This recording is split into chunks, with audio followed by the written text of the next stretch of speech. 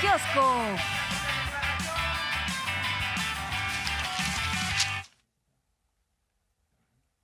Bueno, hay varios temas, incluyendo la agenda internacional, ¿no? Le preguntan a López Obrador sobre lo que tiene que ver con este conflicto entre Israel y Hamás. Sobre todo con lo relacionado con los mexicanos que han sido secuestrados. Están por un lado los que formaban parte del grupo secuestrado por Hamás y luego otros 2 mexicanos que también fueron secuestrados como parte de un grupo en un barco en el Mar Rojo y que también le preguntaron de eso esta mañana al presidente. Lo que dice es, bueno, se va a dar más información sobre este último caso que menciono y sobre el tema de los secuestrados por Hamás.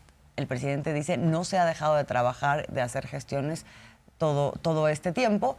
Es parte de lo que más se ha dedicado la canciller Alicia Bárcena. Se dio a conocer que liberaron el barco. Vamos a pedirle la información. Lo de Gaza, Israel, se está haciendo una gestión. Se está haciendo. Sí, un trabajo no se deja. O sea, no se ha dejado nunca. Se ha estado haciendo una gestión, trámites, y ha estado dedicada a eso bastante tiempo Alicia Bárcena.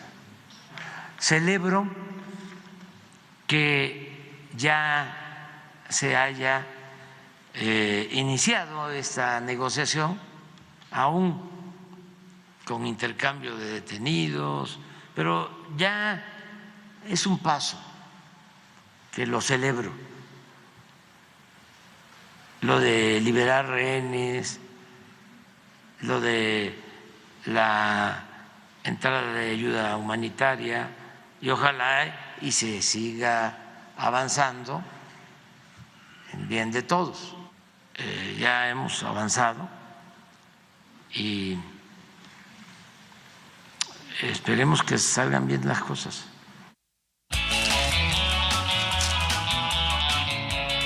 Ajonjolí de todos los moles.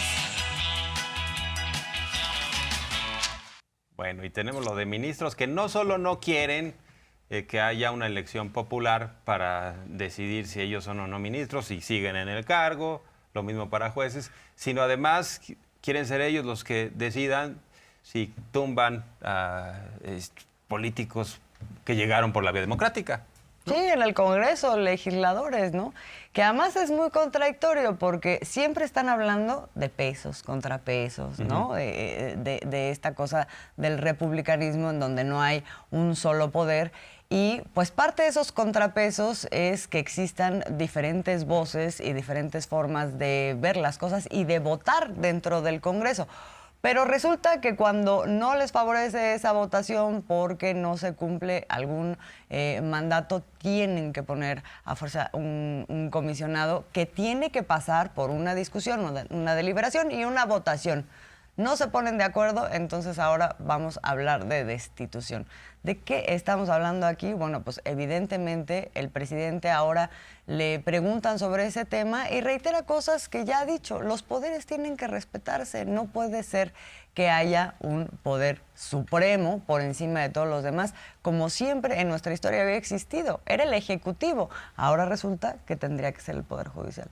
Así es que además ese Poder Judicial no rinde cuentas a nadie. A nadie. Absolutamente a nadie. Nadie lo vota. No, y además ya una jueza, en el caso de los fideicomisos, les dio un amparo definitivo a una asociación de jueces y magistrados de circuito para que no se toque el dinero, los 15,000 millones de pesos que supuestamente Norma Piña, la presidenta de la Corte, estaba dispuesta a entregar. Pero bueno, en medio de todo eso, pues tenemos ahora estas expresiones en donde los ministros asumen como un poder superior a los demás, ¿no? Vamos a escuchar y a ver. Se nos dice, me estás obligando al consenso, son 2/3 partes. La oposición no quiere porque yo llevo a uno. Ellos quieren a otro, yo no lo quiero. ¿Me vas a obligar a ponerme de acuerdo? Sí.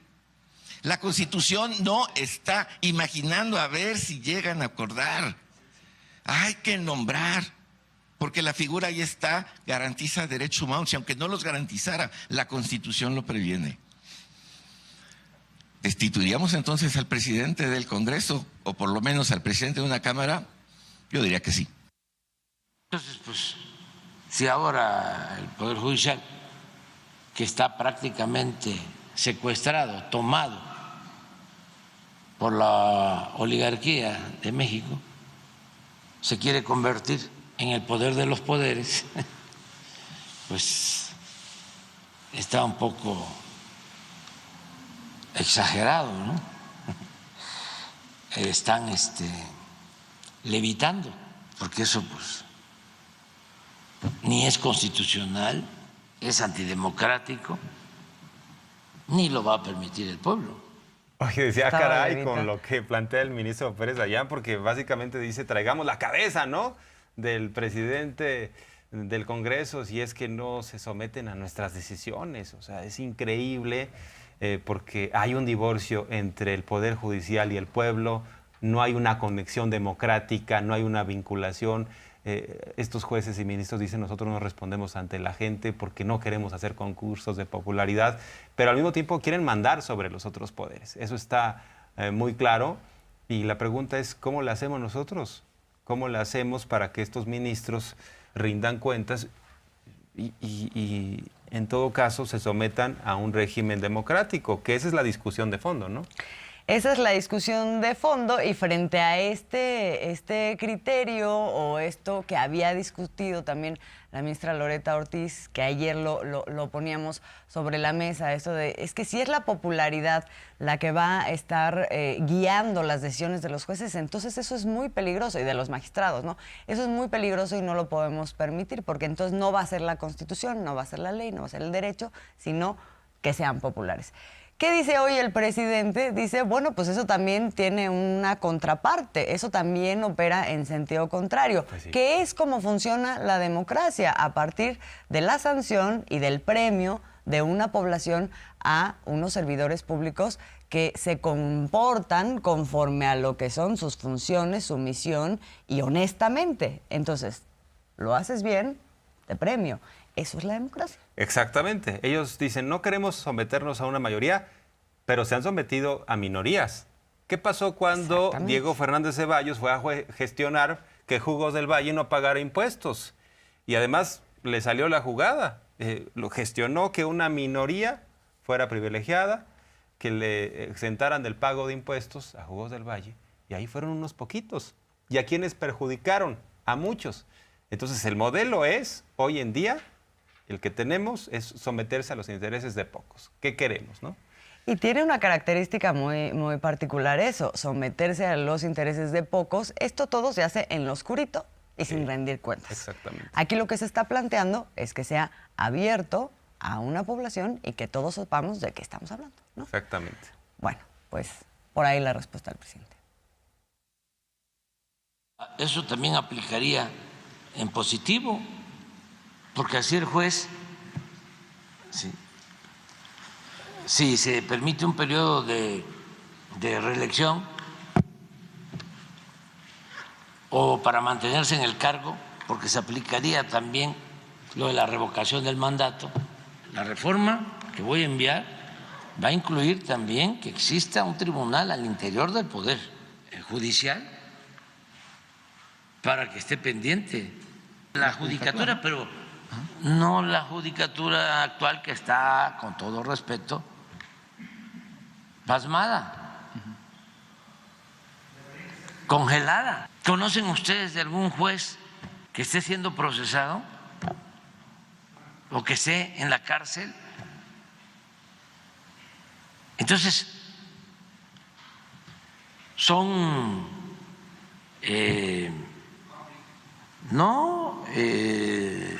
finísimas personas todos.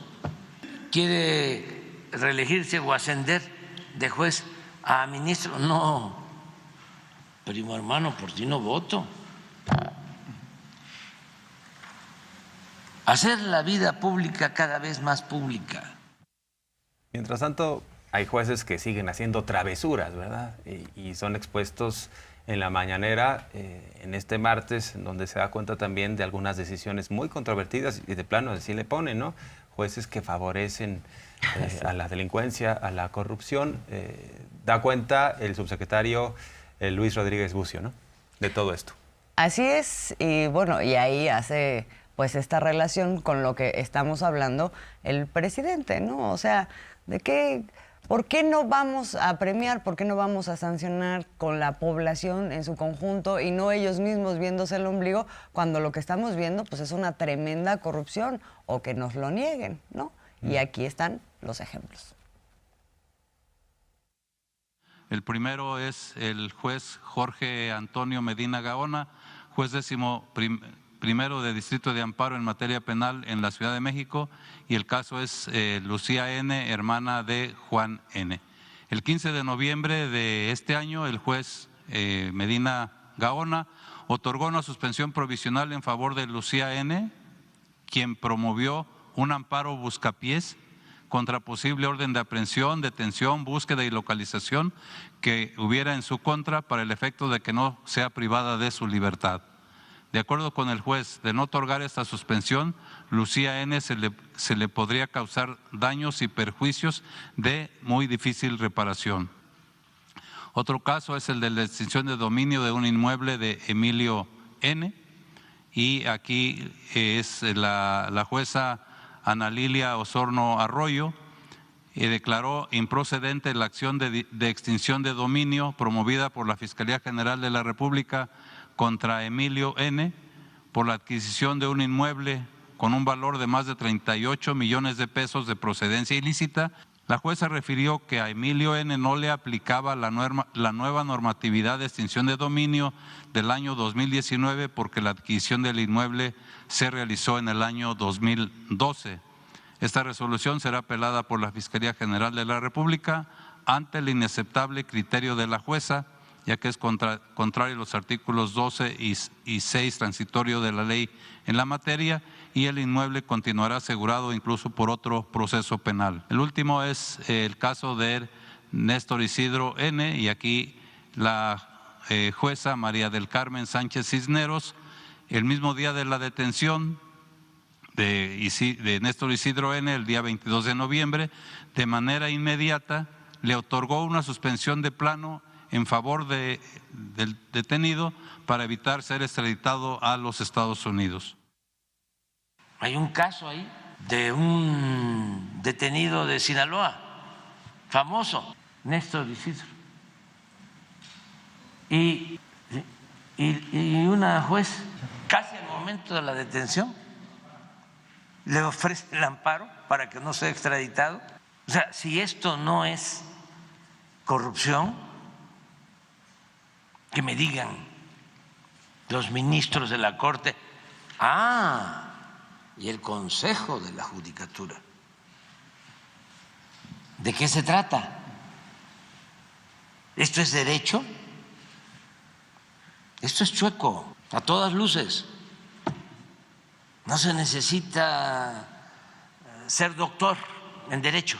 No dicen nada. Es un silencio cómplice. Pues sí. El estado de choco, pero están muy preocupados por el perfil de los que tienen que contender, ¿no? Así es. Oye, lo que ha dicho el presidente en otras ocasiones, lo que no suena lógico, suena metálico, ¿no? Hay mucha corrupción todavía. Y a propósito también de quienes quisieran estar en un esquema de protección y que no se investigara nada, pues está el caso de lo que sucede en la Ciudad de México. Estamos en el proceso de ratificación de Ernestina Godoy, pero está empantanado porque priistas y panistas no quieren ratificar a la fiscal. Pues querían simulación, querían protección, querían una fiscal con la cual se pudiera pactar, ¿no?, el silencio, y Ernestina Godoy pues ha hecho su trabajo y le corresponde esta investigación que está en la Ciudad de México en torno al llamado cártel inmobiliario, en donde se hicieron grandes negocios poniendo en riesgo a la población, dejando que ciertas construcciones tuvieran pisos de más. Incluso algunos exfuncionarios de Benito Juárez ya aceptaron la corrupción, ya están devolviendo los inmuebles producto ¿no? de esta corrupción. Sin embargo, pues priistas y panistas aseguran que son perseguidos políticos y que no quieren ratificar a esta fiscal porque ella está torciendo las cosas cuando pues, ya está muy evidente la corrupción que cometieron, ¿no? Así es, pero además con un manto de persecución política y con un manto de moralidad, dice el presidente. Como otros casos, son casos que ejemplifican la doble moral, el doble rasero de la derecha, no nada más en nuestro país, en general. En el caso de Ernestina Godoy, pues a todas luces también es un asunto de las cúpulas, ¿no?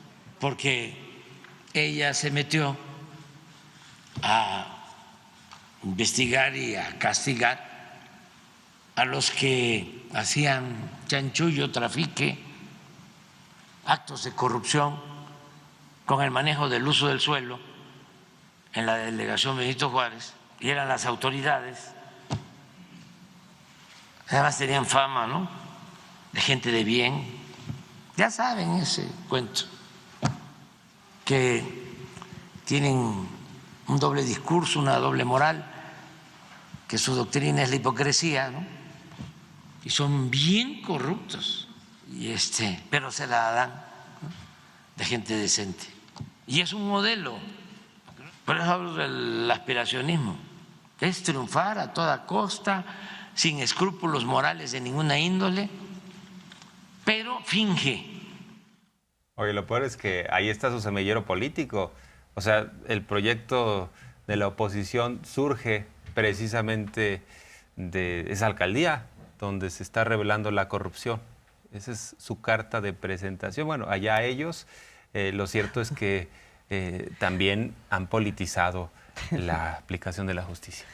Sí, ¿no? Perdón, es que me da risa porque tienen varias cartas de presentación, ¿no? Sí. Esa trayectoria de quien hoy es candidato y por otro lado, pues el no cumplimiento de la promesa y la antidemocracia así revelada en el proceso interno, en donde lo que vemos, bueno, estos días es el pues amaciato maridaje entre justamente Taboada y Alito Moreno, ¿no? O sea, sí, las cúpulas. Sí.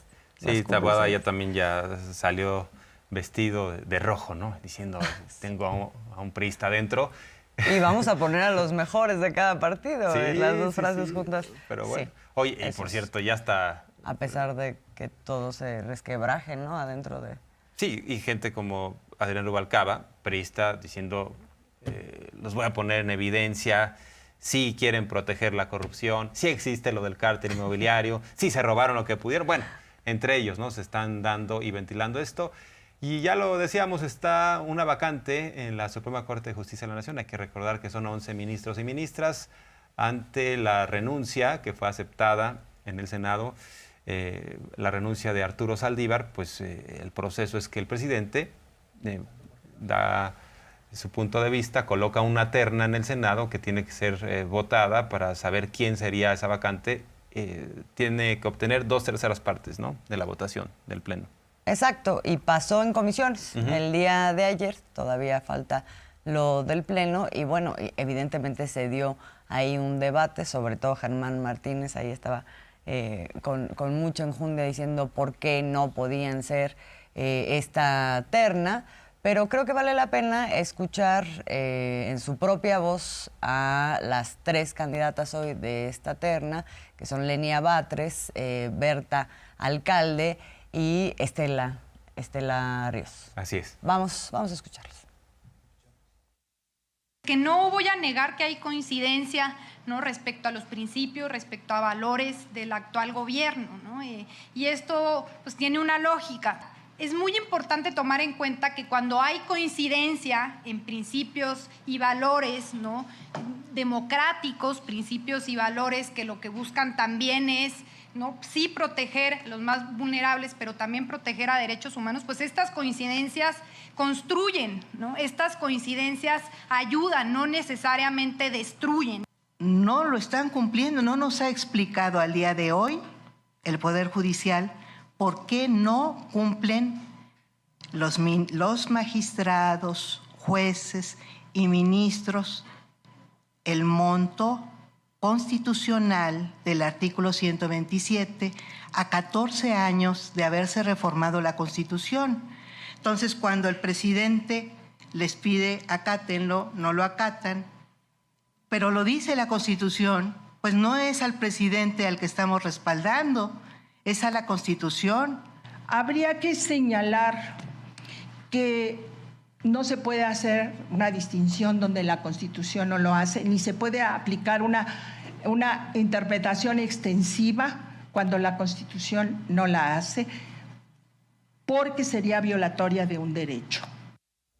Para destacar que Estela Ríos es la actual consejera jurídica de la presidencia, ¿no? Sí, y Lenia Batres también trabajaba en la Consejería Jurídica, y Berta Alcalde, recordar que era funcionaria de la COFEPRIS. Así es. ¿No? Efectivamente, y que parten de ahí para decir entonces hay una afinidad, hay una subordinación, entonces no pueden ser autónomas en sus decisiones, cosa que, bueno, ya hemos discutido aquí, como si hubiera sido demostrado que los ministros y ministras de la Suprema Corte de Justicia han actuado conforme al principio de autonomía de quién.